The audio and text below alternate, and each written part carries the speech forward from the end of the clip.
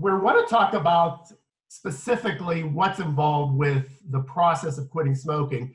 But Becky and I talked, and we want to do it from the perspective of helping your staff to quit smoking. And I think that's a really important piece of this that we may not have thought of up to this point, how the fact that your staff is smoking affects the patients you're dealing with or the residents you're dealing with and their desire to quit. It's kind of disingenuous if you are promoting smoking cessation and you're smoking yourself. So I think from that perspective, you may unknowingly and unwittingly be getting pushback from some of your residents if they know that your staff is smoking. Now, you may say, well, how do they know they're smoking? They never smoke in front of them. Well, the obvious answer is they can probably smell it on you. So it may be a good idea, if you already haven't thought of this or given some consideration, to institute some kind of staff level cessation programming. It also gives your particular individuals who are doing the counseling in your site practice in doing this if they really haven't done it very often. And sometimes they might feel less intimidated doing it with people they know than with people that are residents or patients of theirs. So it's a good way, maybe letting them get some really nice practice in how to do this. So maybe you can approach your staff from that perspective.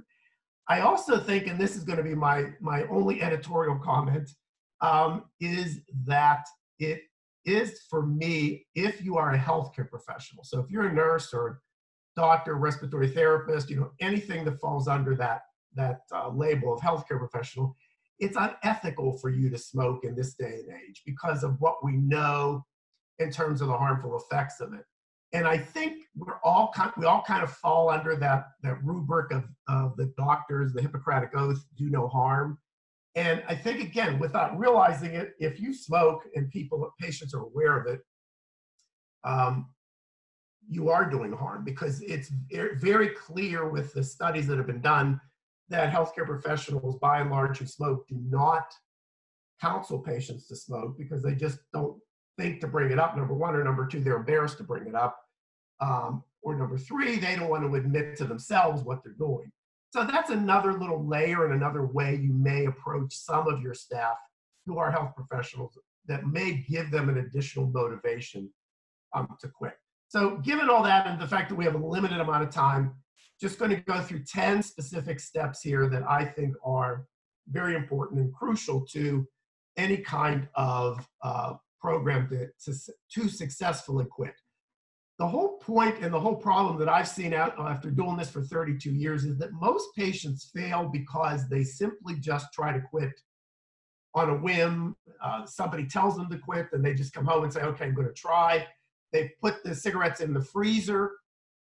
They sit down and watch TV, and in 2 hours, they're in withdrawal, and they rush to get the cigarettes to get out of withdrawal, and then they tell you that the next day, if they see you, that, wow, it was horrible.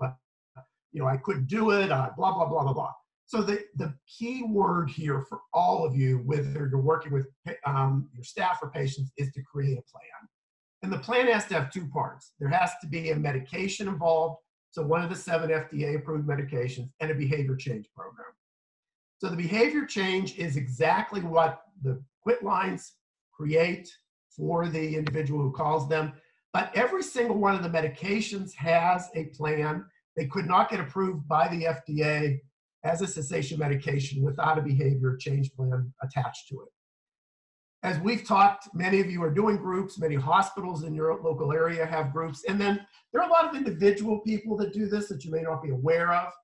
Especially, I've trained as a gazillion pharmacists, so some of them are actually have practices where they include cessation. So my recommendation is to find out what's available in your area, maybe create a one-page sheet with all the different options on it. There are web-based programs too that we've talked about, referenced in other presentations. The point is, it's very important to be in some kind of behavior change in addition to using the medication. Okay, the next slide. To me, the most important thing to do is to quit on a specific day.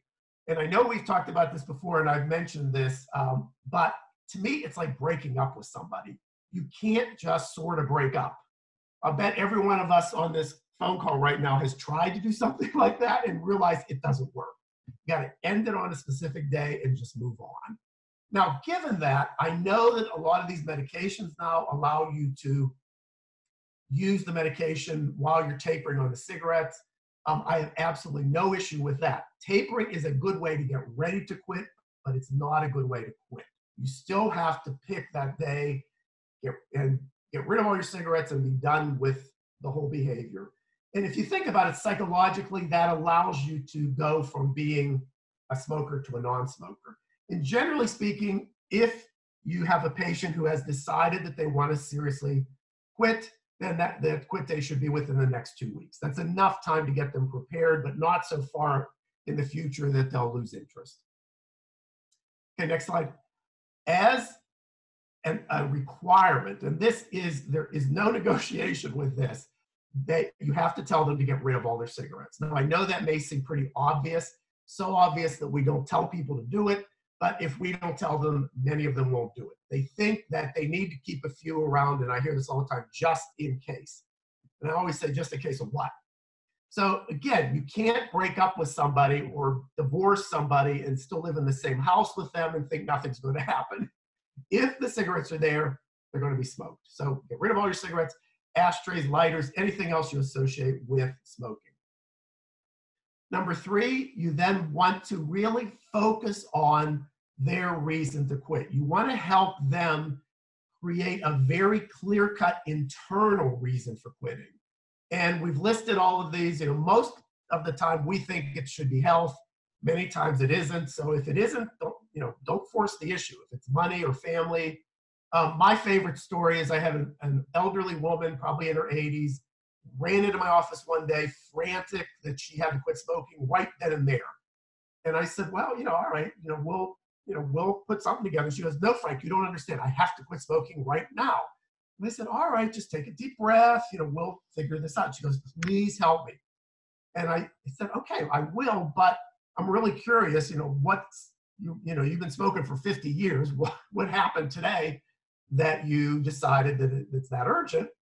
And before she even answered, I said, I was across the street from a lot of doctors' offices. So I said, did you get some bad news about your health from a doctor? And she said, no. This has nothing to do with me. It's poor little Fifi. Now, Fifi, as you could probably guess by the name, was her poodle, her dog.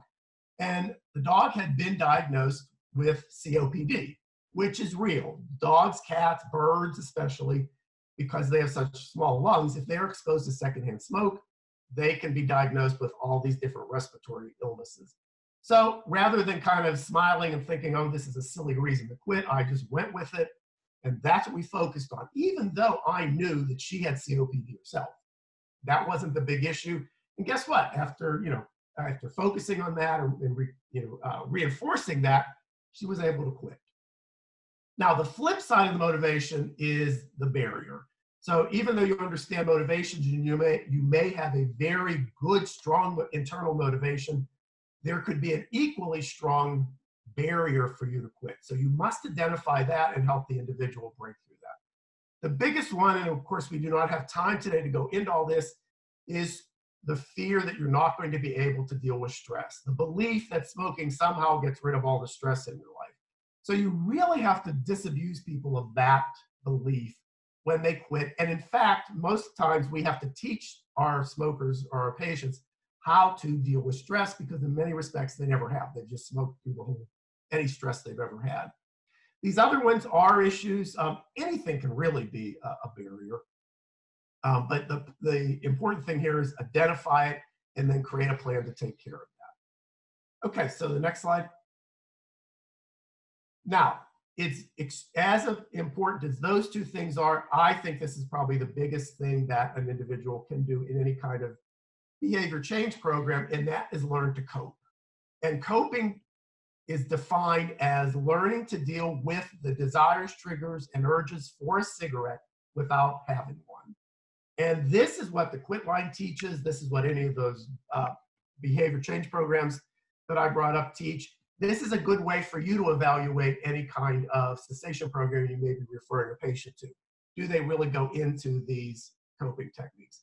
They come in two varieties: changing how you think, so dealing with the thoughts about a cigarette, and then changing what you do, changing the behaviors, the patterns, the routines that trigger you to want a cigarette. I really feel that if you want like the key to quitting and the one trick, that is helping people understand and accept the fact that they are going to be thinking about cigarettes after they quit, but not to make a big deal out of it. Accept the fact that you're going to be thinking about it. Don't focus on that. Distract yourself, and you'll be in great shape. What I find typically is when people have quit, they mistakenly think they're never going to think about cigarettes again. And when the thought pops in their head, they think that they have to have a cigarette, they want a cigarette, they're still a smoker, et cetera, et cetera, et cetera. So what do? They try to stop themselves from thinking about it. And think about that. If you try to stop yourself from thinking about something, what happens? You think about it even more. So the very fact that we allow them to, or we say to them, accept the thought, move on, don't make a big deal. I always tell every patient I work with, just because you think about something doesn't mean you have to do it, right? Because if every one of us on this call did everything we ever thought about in our entire life, we would either be dead, in jail, or dead in jail. So it really frees them. And what I find is that by accepting the fact that they have these thoughts, they become less frequent, less intense, and they go away a lot quicker. So that's just one example of some of the cognitive techniques. Behavioral techniques, in essence, is just changing this routine and pattern. So somebody gets up at 7 o'clock in the morning, goes downstairs, puts on a pot of coffee, goes upstairs, takes a shower, comes downstairs, drinks the coffee out of a mug at the kitchen table, the mug they've used for 10 years at the kitchen table, and they have a cigarette. All of that is a trigger to smoking. So if you change bits and pieces of it, then it becomes something that is not a trigger. So get up at 6:45, jump right in the shower, have an automatic coffee maker, get a new mug, go sit in the living room and put the TV on and drink your coffee. So this is not about stopping all the things in your life. It's about changing how you do them. So again, we may think in both these cases, well, this is obvious stuff. It isn't. These people have literally, if you think about some people who have smoked 30 or 40 years, they've literally had a cigarette after a meal 50, 60, 70,000 times. So of course, we know that repetition ingrains behavior. So in many cases, they really don't know what to do. So that's where we come in by teaching them that. Then, as I said, we want to pick a cessation medication. I strongly advise almost everybody at this point to use a medication, even if it's just for a few weeks, to get you over that hump. We already had a presentation about this, but it bears repeating. The over-the-counter products are the gum, lozenge, and patch, and then the prescription are the nasal inhaler, the nasal spray, the nicotine inhaler, the oral inhaler, Zyban and Chantix are the two non-prescription ones. Now, I just found out right before we went on the air that the nasal spray, they applied to go over the counter for that product, and it has been approved. So that'll be popping up pretty soon in the public realm, and we'll start to get information about that. The issue, and what I was telling the staff about, is that historically, I've had very, very, very few people use this nasal spray because it is extremely irritating. When they did the double-blind placebo-based studies to get this approved, you know that you have to have a placebo that's the same effect as the nasal spray. Well, the long and the short of it was that the placebo was a form of pepper spray. So spraying nicotine in your nose feels like spraying pepper spray in your nose. So it's not very comfortable. No, I don't know if they've diluted this or it's going to be in a different strength. So we will keep you informed as soon as we find out about that. Okay, and then the second thing before we finish up is you want to really encourage people to get support. You can never have too much support. I really tell people to get a support person at home, at work, within their social circle. And indeed, we're going to find people, especially maybe people in your particular area because of their living in public housing, and they maybe have many, many other problems that, as we talked about, they may not really have anybody. So you could serve as that support person, or again, the Quit line is a great source of support. So I encourage you to tell them to call the Quit line. And then finally, I really think it's important to say goodbye. So just like breaking up with somebody, it helps to end it in some specific form. So I really encourage all my smokers to do some kind of ceremony to end their lives, end their life as a smoker. And I think that it's important because ceremonies mark transitions in our lives, if you think about it. So this is going from becoming a smoker to a non-smoker. So write a Dear John letter. For those of you younger folks, don't know what that is. It was very popular during World War II, where many of the women who were back here didn't want to wait for the guy overseas. So they, said, it's been nice, but goodbye. So that's kind of what you want to do. Encourage them, acknowledge the fact that they thought the cigarette was helpful, but do something, write a letter and say, I know what you're doing to me. It's kind of like Tina Turner's I Will Survive or Gloria Gaynor's I Will Survive. Have a funeral, flush the last pack down the toilet. There are many ways to do this, but it does help in many cases for people just to put an end to it. Okay, so that's the presentation. I really firmly believe in my heart that anybody can quit smoking. It's just a matter of us, whoever they're working with, creating the right plan. Okay, we have a minute or two for questions if anybody has anything.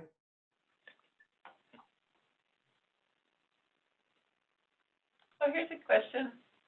Let me open it up. Hold on. Okay. From Catherine. Do you have examples of how to motivate employees to quit through HR efforts or leadership rather than one-on-one? Like any incentives, like a bonus or gym membership or something like that? Well, any examples? Okay. What I have found, I've done a lot of work with hospitals around this. And what we found to be the most effective is to give away the entire cessation program, that you just tell them it's free, you pay for the medication for X period of time, and you make it a something that is part of their package, available anytime that somebody's ready to quit, and have counselors available or have some kind of behavior change program to refer them to. And then if you want to be nice, you can give them a little bonus once they quit, whatever, $50, $100, something like that. But it's most effective if the employer pays for the whole thing and lets you do it during your work time. So either early in the morning or late in the afternoon, be able to meet with the counselor. Well, thanks. Second question on there. Go ahead. Do you recommend hypnotherapy? Okay, I have trained many hypnotists and they would agree with me. Not as a standalone treatment. It's not as if a hypnotist can just snap their fingers and make you quit. But what they can do is to help you with a lot of those coping techniques and a lot of the thoughts about quitting that you might have. So as part of a comprehensive plan that includes the medication and behavioral counseling, yes, it's a nice adjunct. But as a standalone therapy, there is no evidence that it really does increase quit rate by itself.